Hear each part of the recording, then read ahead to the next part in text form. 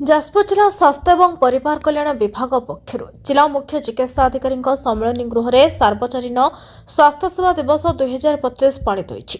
ଜିଲ୍ଲା ମୁଖ୍ୟ ଚିକିତ୍ସା ଜନସ୍ୱାସ୍ଥ୍ୟ ଅଧିକାରୀ ଡାକ୍ତର ବିଜୟ କୁମାର ମିଶ୍ରଙ୍କ ଅଧ୍ୟକ୍ଷତାରେ ଆୟୋଜିତ ଏହି କାର୍ଯ୍ୟକ୍ରମରେ ପ୍ରତିଷେଧକ ପ୍ରତିକାରାତ୍ମକ ସ୍ୱାସ୍ଥ୍ୟସେବା ସହଜରେ ଉପଲବ୍ଧ କରାଇବା ବିଷୟକୁ ନେଇ ଆଲୋଚନା ହୋଇଥିଲା। ସମାଜର ଶେଷ ଧାଡ଼ିରେ ଥିବା ଲୋକଙ୍କ ପାଖରେ ମଧ୍ୟ କିଭଳି ଉତ୍ତମମାନର ତଥା ସୁଲଭ ସ୍ୱାସ୍ଥ୍ୟସେବା ପହଞ୍ଚିବ ସେ ଦିଗରେ ଚେଷ୍ଟିତ ହେବା ଦରକାର ବୋଲି ଡାକ୍ତର ଶ୍ରୀ ମିଶ୍ର ତାଙ୍କ ବକ୍ତବ୍ୟରେ କହିଥିଲେ। ଏହାସହ ସାର୍ବଜନୀନ ସ୍ୱାସ୍ଥ୍ୟସେବା ଲୋକଙ୍କ ପାଖରେ କେତେ ମାତ୍ରାରେ ପହଞ୍ଚି ପାରିଛି ସେ ସମ୍ପର୍କରେ ସମୀକ୍ଷା କରିବାର ଆବଶ୍ୟକତା ରହିଛି ବୋଲି ସେ କହିଥିଲେ। କାର୍ଯ୍ୟକ୍ରମରେ ଡିଏମ୍ଓ ଡାକ୍ତର ମନୋଜ କୁମାର ସେନାପତି, ଅତିରିକ୍ତ ଜିଲ୍ଲା ଜନସ୍ୱାସ୍ଥ୍ୟ ଅଧିକାରୀ ଡାକ୍ତର ଗୋପାଳ ଚନ୍ଦ୍ର ମଲ୍ଲିକ, ଡାକ୍ତର ରମେଶ ଚନ୍ଦ୍ର ମଲ୍ଲିକ, ଡାକ୍ତର ଜଗଜ୍ୟୋତି ମିଶ୍ର ପ୍ରମୁଖ ଉପସ୍ଥିତ ଥିଲେ।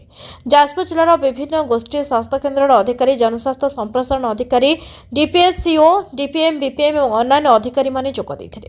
ଯାଜପୁର ଉଦୟନ ଜେନାଙ୍କ ସହ ରାଜୁ ଜେନାଙ୍କ ରିପୋର୍ଟ, BTN ଓଡ଼ିଆ।